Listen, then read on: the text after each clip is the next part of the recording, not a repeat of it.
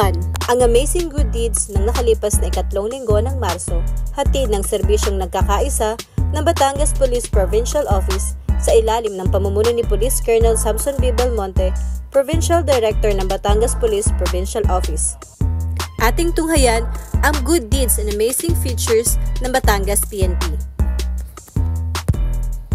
Unang aktibidad sa ikatlong linggo ng Marso ay ang pagsasagawa ng outreach program ng PMFC Batangas para sa mga residente ng Barangay Imelda, San Juan, Batangas.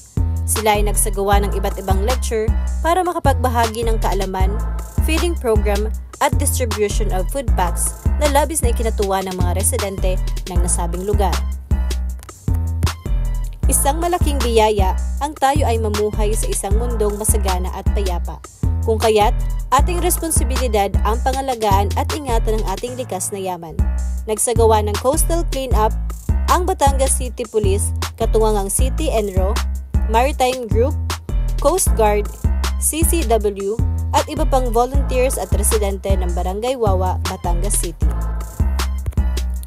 Upang tulungan ang mga guro at kabataan na magkaroon ng malinis na kapaligiran, paaralang ligtas at kaaya-aya. Brigada Eskwela naman ang hatid ng Tanawan City Police Station sa Natatas National High School. Sa lugar naman ng Talisay, Batangas, naging responsable ang mga residente at personahe ng Talisay MPS sa pamumuno ni Police Major Billy John Mactan sa pamamagitan ng clean-up drive activity na nagpapakita ng pagkakaisa at pagiging makakalikasan ng mga mamamayan ng Talisay.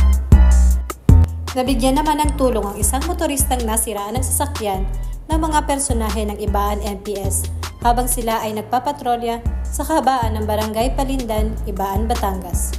Hindi umaandar ang naturang sasakyan, kaya naman nagbigay tulong ang Ibaan MPS na i-jumpstart gamit ang patrolya ng pulisya. Sa lugar naman ng Laurel, nagbigay saya ang Laurel MPS sa pamumuno ni Police Major Francis Lucena IV kasama ang Advocacy Support Group at Force Multipliers sa mga estudyante ng Molinete Elementary School sa paghahandog ng outreach program at pagbibigay ng libreng pakain. At yan ang mga katangi-tanging serbisyo publiko, handog ng serbisyong nagkakaisa at disiplinadong kapulisan ng Batangas Police Provincial Office sa ilalim ng pamumuno ni Police Colonel Samson B. Belmonte, Provincial Director ng Batangas Police Provincial Office. Katuwang ang mga miyembro ng command group, hepe ng pulisya at iba pang unit leaders sa walang sawang suporta sa ating mamamayan.